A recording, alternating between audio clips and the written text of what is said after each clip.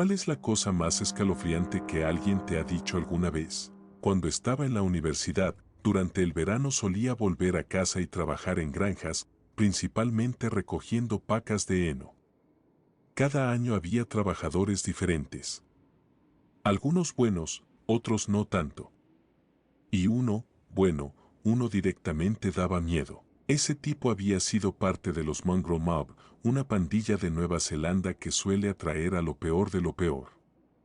Pero, curiosamente, él no era tan mal tipo. Bastante gracioso y trabajador. Justo el tipo de persona que uno quiere tener en el equipo cuando te pasas 10 horas al día cargando pacas. Un día, yo iba conduciendo el camión hacia otra granja y él iba de copiloto. Empezamos a hablar de uno de los otros trabajadores. Lo conocía de la universidad y había venido a trabajar porque yo se lo sugerí. En la uni parecía un tipo decente. Pero pronto mostró su verdadera cara, un inútil racista de lo peor.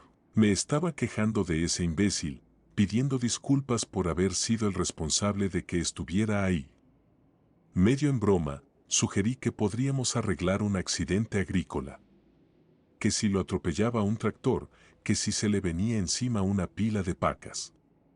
Ese tipo de bromas. En ese momento, el tipo del Mongrel Mob comentó, con toda la calma del mundo, que conocía gente que, por solo $5,000, podía matar y deshacerse de cualquiera. Me dijo que tenían todo montado en medio del monte, lo que en Nueva Zelanda llaman el bush, donde alimentaban el cuerpo a los cerdos y luego disolvían cualquier resto que quedara, dientes, huesos, en un baño de ácido. La forma tan casual con la que habló de eso fue realmente perturbadora.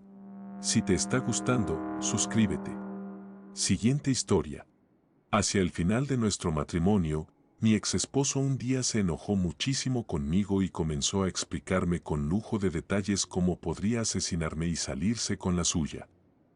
Describió cada paso y dio razones para respaldar por qué su método sería infalible y por qué nunca lo atraparían. Eso realmente me hizo abrir los ojos ante su abuso y temer por mi vida, al darme cuenta de que había estado planeando todo esto cuidadosamente en su cabeza. Lo peor fue que había llegado al punto de sentirse lo suficientemente cómodo como para contármelo, como si estuviera convencido de que yo no estaría viva el tiempo suficiente para hacer algo al respecto. Siguiente historia. Yo tenía 14 años y caminaba sola por un sendero entre los árboles, un camino bastante conocido en mi zona llamado la Franja Verde, rumbo a una tienda cercana. De pronto, un hombre mayor apareció en bicicleta. No llevaba camiseta, tenía el torso al descubierto y vestía unos pantalones deportivos muy ajustados. Pasó de largo, pero luego dio la vuelta y empezó a acercarse de nuevo hacia mí. Fue entonces cuando noté que estaba actuando de forma muy extraña. Su comportamiento me hizo sentir un miedo profundo. Mientras se acercaba, dijo algo que me hizo congelarme del susto. No puedo repetir sus palabras exactas, pero era algo extremadamente inapropiado y perturbador. Grité con todas mis fuerzas y salí corriendo sin mirar atrás. Logré llegar hasta un teléfono público y llamé a mi mamá. Ella me recogió de inmediato. Le conté lo que había pasado y juntas llamamos a la policía. Fueron a casa, les di la descripción del hombre, tenía unos 50 años y un tatuaje muy llamativo en un costado, y más tarde lo encontraron. Resultó que ese mismo día había hecho algo similar con otra chica de mi edad. Hoy tengo 40 años, y aunque han pasado décadas, esa frase que me dijo ese hombre se quedó grabada en mi memoria para siempre. Siguiente historia. Estuve trabajando un tiempo en una guardería con niños de entre 3 y 5 años. La mayoría se comportaba como niños normales de su edad, algo revoltosos a veces, pero dentro de lo esperable. Todos, excepto Ian, el mayor del grupo ese año. Tenía algo raro. Era muy callado, no sabía relacionarse bien con los demás y había algo en su forma de ser que resultaba inquietante. Un día estaba limpiando después de una actividad de arte que habíamos hecho con los niños, cuando Ian se me acercó con una hoja de papel. Tenía 4 números escritos, 4, 7, 2, Uno me la entregó con total seriedad y se quedó ahí, mirándome fijamente. Según las buenas prácticas, hay que interactuar con el niño y preguntarle sobre lo que hizo. Así que le dije, wow, Ian, qué buenos números, ¿tú los escribiste? ¿Son tus favoritos? Él me miró raro y me respondió, no, el hombre me dijo que esos son los números de la bomba. Sonrió, se dio la vuelta y se fue a jugar con los bloques antes de que pudiera preguntarle algo más. No sé por qué, pero en ese momento me dejó helado. Siguiente historia. Esta historia no me pasó a mí, sino a mi mamá. Cuando mi hermano era muy pequeño, unos 2 o 3 años, un día mi mamá lo dejó en la guardería y luego me dejó a mí en la escuela. Después regresó a casa y se puso a hacer las tareas del hogar. Por alguna razón, empezó a tener pensamientos muy intensos sobre accidentes de auto y choques. Era raro, porque no podía sacarse esa idea de la cabeza y le angustiaba más aún saber que esa noche tenía que hacer un viaje largo para visitar a nuestra abuela. Aún así, trató de no pensar mucho en eso y continuó con su día. Cuando fue a recoger a mi hermano a la guardería, saliendo al estacionamiento le preguntó cómo le había ido en la mañana. Él se volvió hacia ella y le dijo con total naturalidad, mami, hoy es el día del choque. Como te imaginarás, eso la dejó helada. Le preguntó por qué dijo eso, pero él no pudo explicarle nada. Aún así, esa noche hicimos el viaje a casa de la abuela y por suerte todo estuvo bien. Pero hasta el día de hoy, mi mamá nunca ha olvidado ese momento. Siguiente historia. Mi compañera de habitación en el hospital psiquiátrico alucinaba que había personas mirándola a través de las rejillas de ventilación en las paredes. Estaba internado por un intento de suicidio y depresión. No era mi primera vez en una institución, así que ya había conocido a todo tipo de personas raras o perturbadoras. Pero esta chica se llevó el premio. Era adicta a los estimulantes y, cuando estaba bajo sus efectos, alucinaba con frecuencia.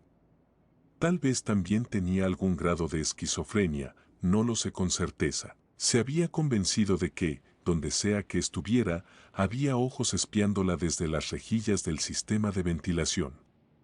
A veces se despertaba a mitad de la noche, susurraba mi nombre hasta que yo me despertaba y entonces me decía, ¿ya los ves? ¿Ves los ojos? Yo miraba hacia la rejilla en la oscuridad y aunque nunca vi nada, se me helaba la sangre. El solo hecho de que ella los viera tan claramente era inquietante. Incluso les puso nombre, los llamaba Ventaolio. A veces yo estaba leyendo o escribiendo tranquilamente en mi cama y de pronto ella empezaba a decir, Ventaolio, te veo, seguido de una risa maníaca que me ponía los pelos de punta. Era una risa aguda, que se desvanecía lentamente y se quedaba flotando en el aire por un segundo más de lo normal. Por lo que entendí, en su historia personal, estaba convencida de que su vecino del piso de abajo la espiaba a través de las rejillas de su casa. Llamaba a su hija a cualquier hora para gritarle que ese hombre la estaba mirando otra vez. Su hija, ya harta, decidió internarla. Incluso dentro del hospital, alucinaba ver al supuesto vecino caminando por los pasillos.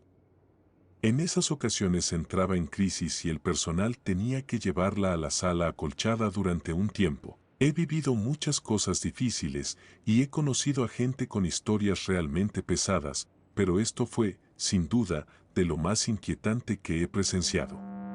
Siguiente historia.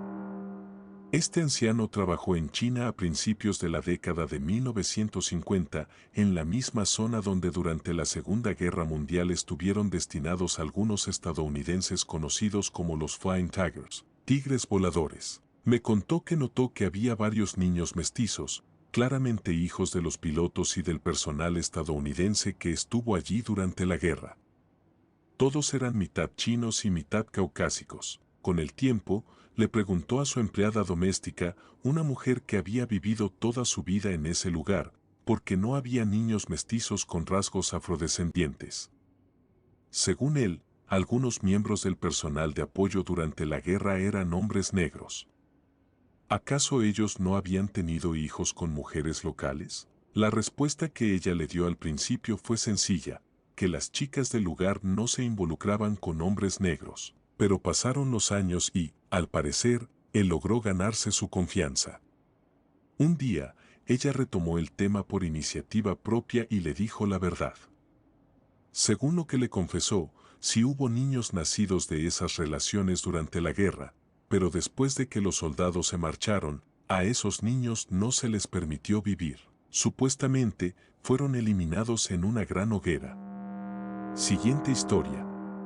Tenía apenas 16 años y estaba haciendo trabajo de voluntariado para un partido político, intentando acumular horas de servicio comunitario. En ese turno en particular, el grupo lo conformábamos el supervisor, quien nos llevaba y traía en auto 2 o 3 voluntarios mayores que yo, y yo. También logré convencer a una amiga para que viniera conmigo esa vez, solo para probar cómo era. Hacía bastante calor ese día. Recuerdo que yo llevaba una falda modesta hasta las rodillas y una camiseta oscura. Mi amiga llevaba una camiseta común y unos pantalones cortos también hasta la rodilla. El grupo se dividió para cubrir más terreno y fuimos puerta por puerta. En una de las casas vimos a un hombre haciendo jardinería, así que nos acercamos. Me acuerdo bien de que le pregunté si estaba interesado en conocer más sobre el candidato, pero él se quedó en silencio. Nos miró de arriba abajo con total descaro y luego dijo: «Ustedes deberían ser modelos, ¿alguien ya se los dijo?». Mi amiga nunca volvió a hacer campaña después de eso. Yo hice un par de turnos más, pero desde entonces, el grupo se mantuvo siempre unido y no volvimos a separarnos para recorrer casas por separado.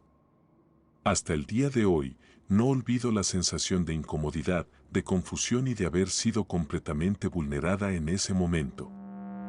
Siguiente historia. ¿Sabes que debería estrangularte por lo que hiciste, verdad? Yo tenía 8 años. Fue mi tío quien me lo dijo, mirándome directo a los ojos, inclinado hacia mí, con su cara a solo unos pocos centímetros de la mía. Estaba horrorizado. No tenía idea de que había hecho mal, pero parecía tener que ver con haber contestado una llamada telefónica de mi primo. Salió de la habitación, pero me escuchó llorando.